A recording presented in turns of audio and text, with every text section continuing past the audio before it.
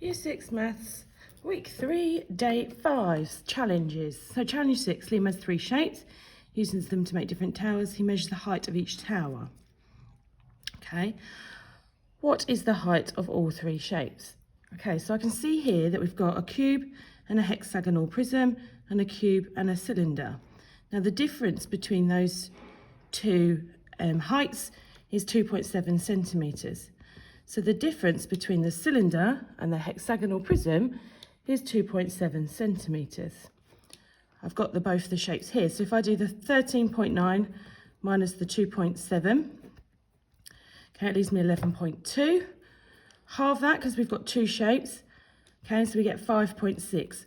So the hexagonal prism is 5.6 and the cylinder is 2.7 centimetres bigger. So that is 8.3. So the cylinder is 8.3. I can see now, if I use either shape to work out the height of the cube, so 15.6 minus the 5.6 leaves me the cube of 10. So if I add them all together, I've got 10, 5.6 and 8.3. So altogether, I've got 23.9. So the height of all 3 shapes is 23.9 centimetres. Challenge 7.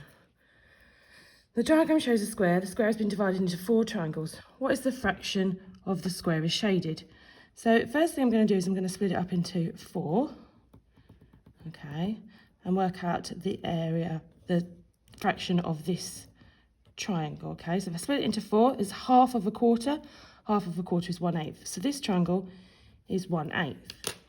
Now I'm just going to split it in half, which is why I'm using different colours to show you. Split it in half this way. I can see that this triangle is half of that half, so that is 1/4. Now if I split it up slightly differently, okay, in half this way, I can see that this triangle is half of a half, so this triangle is a quarter as well. So altogether I've got 1/8 plus 1/4 plus 1/4. So I can change them all into 8s. So the fraction shaded is 5/8.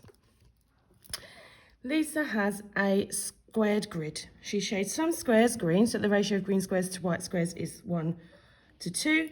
And then she shades some more, so the ratio of green squares to white squares is 4:1. How many more squares did Lisa need to shade? So we've got 3 down, 10 along, so we've got 30 squares in total. So you could colour them in, or we know this total is 3, so the ratio would be 10 green to 20 white. Here we've got 5, so each part would be 30 divided by 5, which is 6, so each part would be 6. So we've got 24 to 6. What's the difference between the green squares here? That's 14, so she needed to shade 14 more. You could shade them in, test it out.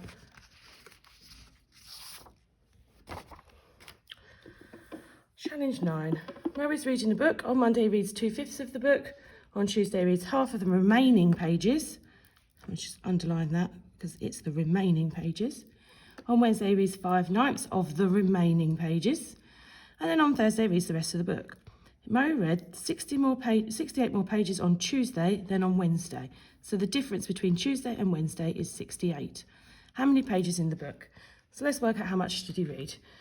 So on Monday he read 2/5 of the book, so we've got 3/5 remaining. And he read half of those on Tuesday, so half of 3/5 is 3/10. So on Tuesday he read 3/10. And then on Wednesday he reads 5/9 of the remaining pages. Okay, so he's got 3/10 multiplied by 5/9, which is 15/90. So on Wednesday he read 15/90. Now we know that the difference between Tuesday and Wednesday is 68. So we know that 3/10 minus 90 equals 68. Now we can simplify that fraction slightly, so let's do that first. okay, 68, divided each one by 3. Now we need to give them the common denominator, so let's go with 30. So we've got 9 over 30 minus 5 over 30, which is 68. So 4 over 30 is 68. Now what's 1/30th? Okay, so that is 68 divided by 4. So 1/30th is 17. So now I need to find the whole, okay, to find how many pages there were in total. So let's do 17 multiplied by 30. So I'm going to multiply by 3. And then multiply by the 10 to give me 510 pages. Challenge 10. Triangle A, B and C is shown. So A, B and C. The area of A, B and C is 126 units squared. Find the perimeter of triangle A, B and C. So first of all, we need to find the length of this line because we don't know how long that line is. But I can find the length of the height. I can find the height, the size of the height, by going from 15 to 3. So that's 12. And I know the area of a triangle is length times width divided by 2. So I don't know the length of this triangle, but I do know the width or the height. So that's 12. So it's something times 12 divided by 2 is 126. So let's use the inverse. So length times 12 is 126 times 2, which is 252. Divide that by 12 gives you 21. So the length from here all the way to here of A to B is 21 units. Now I need to find the perimeter, and I don't know these sides, okay? So let's find out the length from here to here, okay? So we got from -5 to 0, so that length is 5, and then 21 take away 5, so this length is 16. So let's find the length of this line. So that would be 12 squared plus 16 squared equals the length of this line. So it's 144 plus, what's 16 times 16?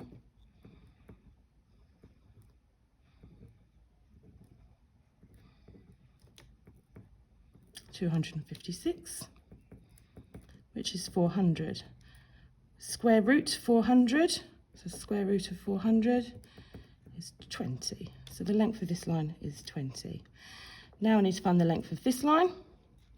Okay, so I need to do 12 squared plus 5 squared equals the length of this line. So it's 144 plus 25 equals 169. And square root of 169 is 30. Okay, so I've got the length of this line, and all of this line. We add them all together and we get 54 units.